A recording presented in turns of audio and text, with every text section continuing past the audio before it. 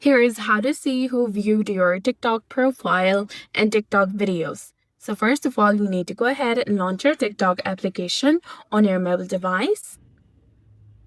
Log into your specific account, and once you're logged in, go ahead and tap on your profile section from the bottom right corner of your screen. Now in the top right corner, you will see a footsteps icon. Go ahead and tap on that.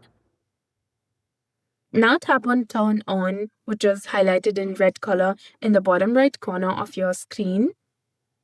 Then you can enable Viewer History. Keep in mind that when you turn this on, other people will also be able to see if you viewed their profiles. It's a trade-off. If you're okay with that, you can press on Turn On and see who have viewed your TikTok profile and TikTok videos. And now if you want to turn it off, tap on the gear icon in the top right corner.